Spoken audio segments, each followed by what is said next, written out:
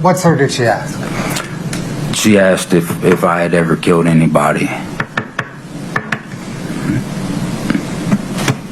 And was that What time did you see him when he was alert?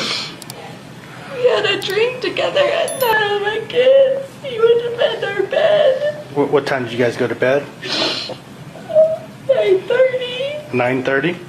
Okay. My husband passed away unexpectedly last year. He was 39. It completely took us all by shock. A young widow navigating unimaginable pain, turning her sorrow into something gentle and healing. But behind that carefully crafted image, investigators were uncovering something far about murder. And the woman reading that book was now the one accused of causing the very loss she claimed to be helping her children survive. The night Eric Richins died did not begin like a tragedy. By all appearances, it was an ordinary evening in their Utah home. A husband and wife, 3 children asleep nearby, the quiet rhythm of domestic life playing out like it had countless times before. There was no sign of forced entry, no indication of danger lurking outside. Whatever happened that night came from within the walls of the home. According to prosecutors, the couple had been celebrating. There was a business deal, something worth acknowledging, something that might have brought a sense of progress or relief. And so a drink was prepared. A Moscow Mule, simple, familiar, nothing unusual on the surface. But investigators would later argue that this drink was anything but ordinary. Somewhere between preparation and consumption, they say a deadly substance was added. Fentanyl, not in a trace amount, not in a way that might suggest accidental exposure, but in a dose so large it would prove fatal. Eric drank it, and within hours he was dead. At 3:21 in the morning, a 911 call came in. His wife reported that he was unresponsive. Emergency responders arrived, but there was nothing they could do. He was pronounced dead shortly after. At first glance, it didn't look like murder. There were no signs of violence, no struggle, no obvious trauma, and in a world increasingly aware of drug-related deaths, the presence of fentanyl, while alarming, did not immediately point to a homicide. It could have been accidental, it could have been self-administered, it could have been something else entirely.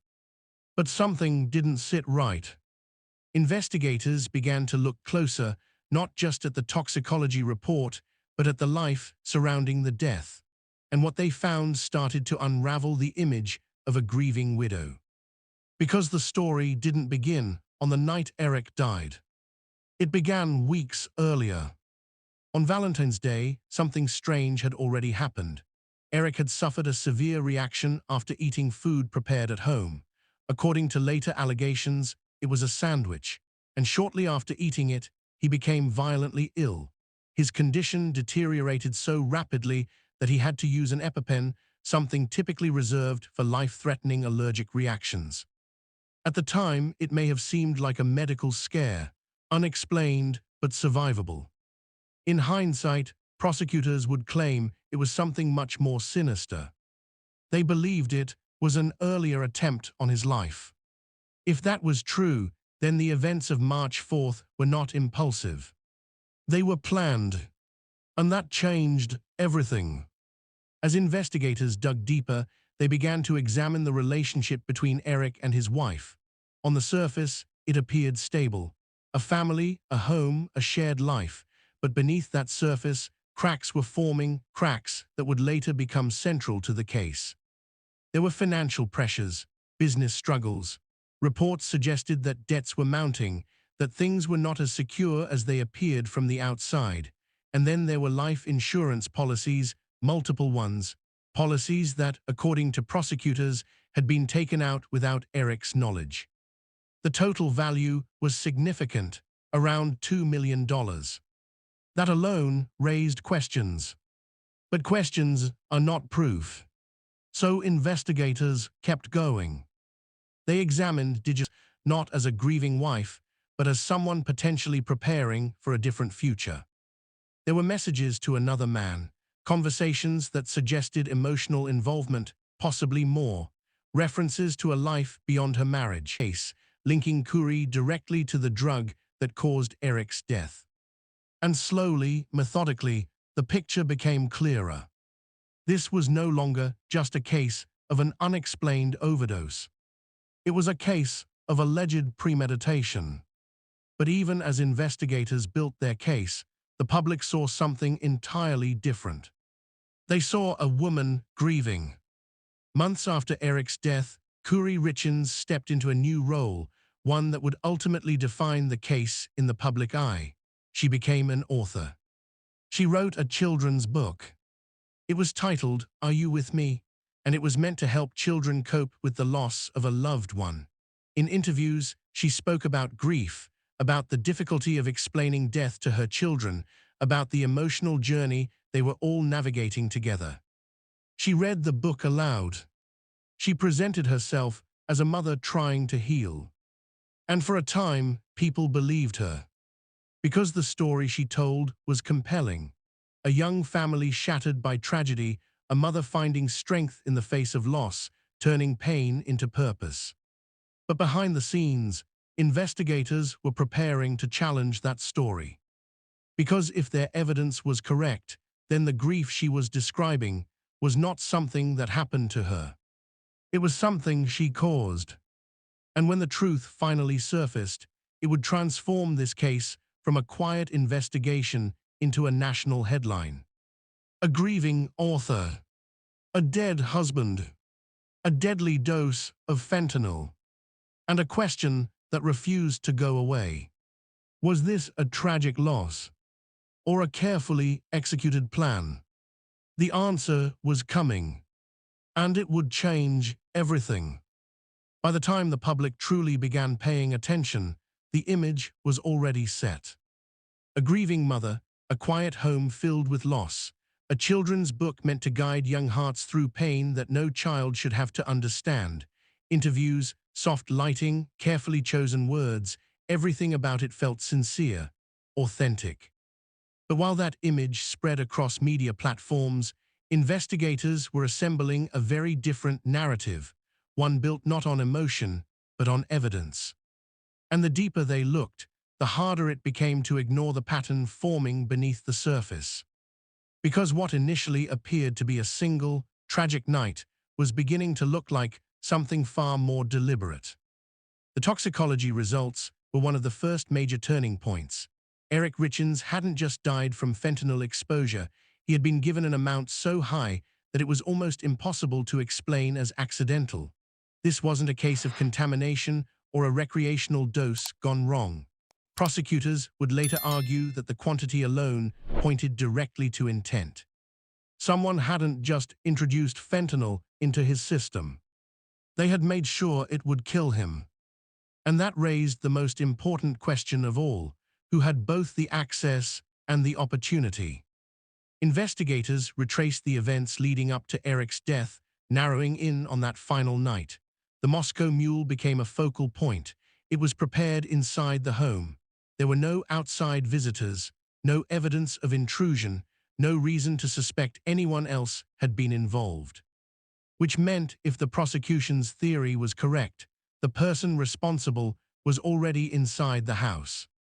And that brought the focus back to Kuri. But suspicion alone wasn't enough. They needed something concrete, something that could connect her directly to the fentanyl. That connection, they believed, came through a series of communications and witness testimony that began to surface as the investigation widened. A woman who had worked in the household, someone close enough to be trusted, told authorities she had been asked to obtain drugs. At the time, she may not have fully understood the implications, but in the context of Eric's death, her statements became critical. According to prosecutors, this wasn't a random acquisition. It was a deliberate step in a larger plan. And once that piece fell into place, everything else began to align. Phone records were examined next, not just calls, but messages, timestamps, activity patterns, every digital footprint that could reveal what was happening that didn't quite match the story being told. Particularly on the night Eric died. Before the 911 call was placed, there was phone activity enough to raise questions about what was happening in those critical moments. Why the delay? What was being done? Who was being contacted, if anyone? These weren't answers that came easily, but they added weight to an already growing suspicion. Then came the financial trail. At first, it looked like background noise, details that might explain stress, but not necessarily motive. But as investigators dug deeper, those details became harder to ignore. There were debts, significant ones, business ventures that weren't performing as expected, pressure that was building quietly but steadily, and alongside that pressure, there were life insurance policies, multiple ones taken out on Eric. What made them stand out wasn't just their value.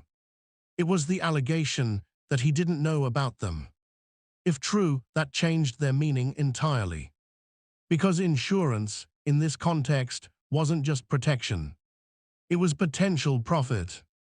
And when placed alongside everything else, the alleged prior poisoning attempt, the acquisition of fentanyl, the timeline of events, it began to form a motive that prosecutors would later present as central to their case. Financial relief. A way out. But there was still another piece. One that shifted the case from calculated to personal. The messages. Investigators uncovered communications that suggested Khoury was involved with another man, not just casually, but in a way that hinted at a future, one that didn't include her husband. The tone of those messages became a key focus. Words that might have once seemed private or ambiguous were now being examined in a completely different light. There were expressions of frustration, references to wanting change, and statements that, according to prosecutors, implied a desire to move on. Taken alone, they might not have meant much, but combined with everything else, they became something more. They became context. And context, in a case like this, can be everything. As the investigation progressed, the contrast between the public image and the emerging evidence became impossible to ignore. On one side, a mother speaking openly about grief, presenting a narrative of loss and healing. On the other, a growing body of evidence suggesting that the loss itself may have been orchestrated. It was this contrast that began to draw national attention. Because it wasn't just about what happened. It was about who was telling the story, and whether that story could be trusted. Eventually, the case reached a point where investigators believed they had enough.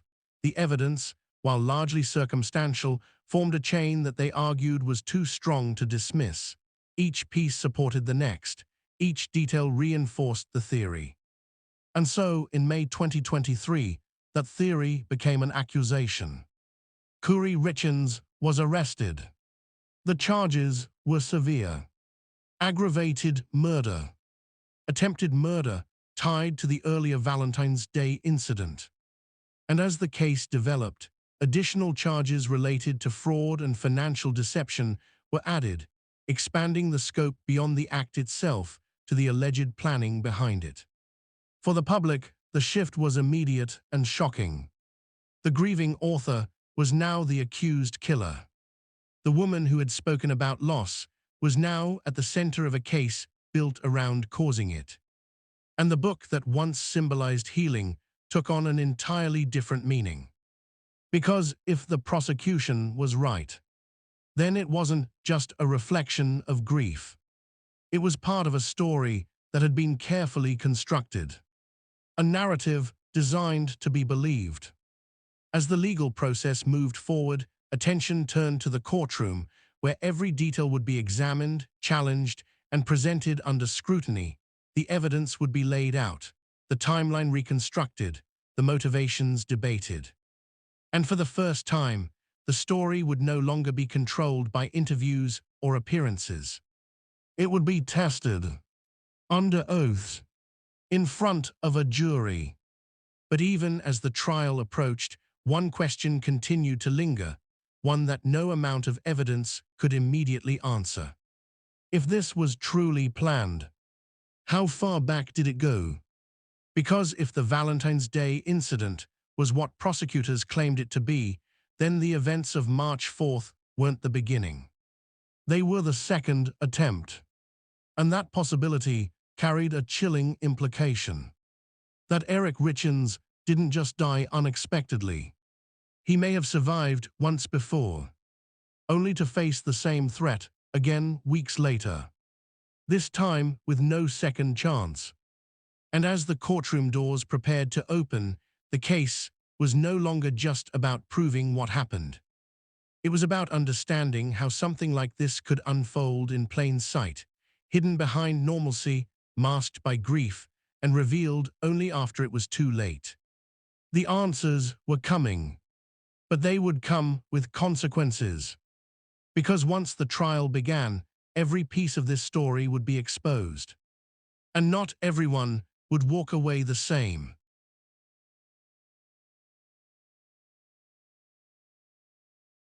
By the time the trial began, the story had already split into two versions. One told of a grieving wife, a mother trying to hold her family together after a sudden and devastating loss. A woman who had turned pain into purpose, who had written a book to help her children understand something no child should ever have to face. The other told of something calculated, planned, a sequence of actions that, when placed side by side, pointed not to tragedy but to intent. Inside the courtroom, those two versions would collide. And only one would survive.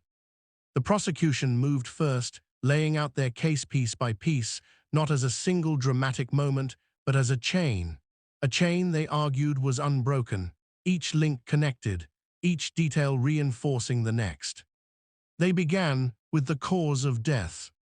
Fentanyl. Not just present, but present in a quantity so high that it stood apart from typical overdose cases.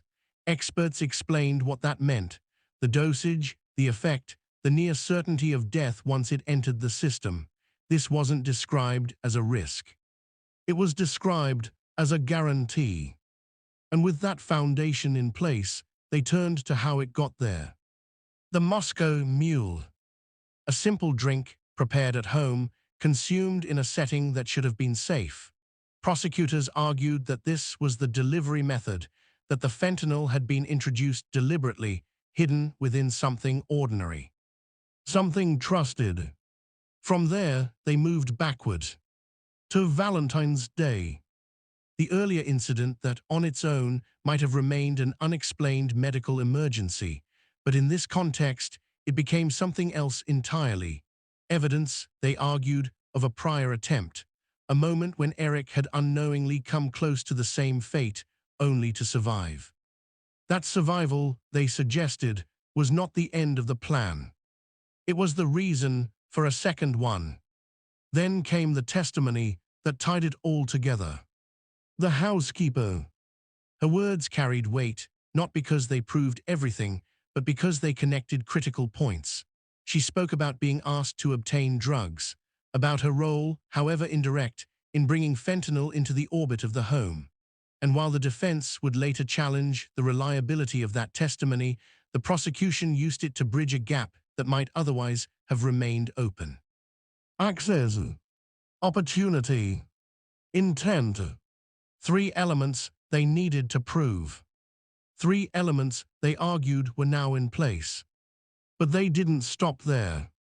They brought in the financial evidence, the insurance policies, the debts, the pressure building beneath the surface of what appeared to be a stable life. They painted a picture of someone searching for a way out, someone facing financial strain, looking at options, and ultimately seeing opportunity where others would see only loss. $2 million. That number was repeated, not for effect, but for emphasis. Because in the prosecution's narrative, it wasn't just a figure. It was a motive. And then came the messages. Text after text, conversation after conversation, presented not as isolated exchanges, but as part of a larger pattern. They spoke of a relationship outside the marriage, of a future being imagined, one that didn't include Eric. It was clear. This wasn't just about money. It was about starting over and removing the one person standing in the way. As their case unfolded, the image of the grieving author began to shift, not because of a single revelation, but because of accumulation. Detail after detail, each one small on its own, but powerful when combined. And then, finally, they addressed the contradiction that had captured the public's attention from the beginning. The book, Are You With Me? They didn't treat it as evidence of the crime itself, but they treated it as context, as something that spoke to timing, to behavior, to the way the story had been presented to the world in the months following Eric's death. Because if their case was true, then the grief being described in those pages had a different origin. Not loss inflicted from the outside, but loss created from within. When the prosecution rested, the courtroom shifted. Because now it was the defense's turn. And what followed was not what many expected. There were no witnesses called, no alternative narrative built through testimony, no direct rebuttal that matched the scale of what had just been presented. Instead, the defense focused on doubt. They questioned the evidence, the assumptions, the connections being made. They suggested that Eric's death, while tragic, could have been the result of something else. That fentanyl, while deadly, is also unpredictable. That the presence of the drug did not automatically prove who administered it or how. They challenged the credibility of the direct evidence. No video, no eyewitness, no moment captured that showed the act itself. And at the center of it all, they emphasized a single point. Suspicion is not proof, no matter how strong it appears, no matter how convincing it sounds. The burden, they reminded the jury, was not to explain every detail. It was to prove guilt beyond a reasonable doubt. And that standard is intentionally high. When both sides had finished, the courtroom fell into a different kind of silence. The kind that comes not from absence of sound, but from anticipation. Because now, the decision no longer belonged to attorneys. It belonged to 12 jurors. They stepped away to deliberate, to review everything they had heard, to weigh each piece of evidence, each argument, each possibility. And then, just 3 hours later, they returned. For a case this complex, this layered, that speed was striking. It suggested something. Not necessarily simplicity, but clarity. The verdict was read. Guilty on aggravated murder. Guilty on attempted murder. Guilty on the additional charges tied to fraud and forgery. Each word landed with finality. Each count closing the distance between accusation and conclusion. In that moment, the two versions of the story that had entered the courtroom no longer existed side by side. Only one remained. And with it came the consequences. A sentence that could keep Kuri Richens in prison for decades, 25 years to life. For the public, the case left behind more than just a verdict. It left questions about perception, about how easily a narrative can be shaped and believed, about the gap between what is seen and what is real. Because this was never just about a single night. It was about everything leading up to it. The decisions, the actions, the moments that, on their own, might not have stood out, but together told a story that could no longer be ignored. A story of trust, of betrayal, of a life that ended too soon, and of the person the jury believed was responsible. In the end, the book remained. The words still there. A message about grief, about presence, about loss. But for many, those words would never be read the same way again. Because behind them now was a different story. One not written for children.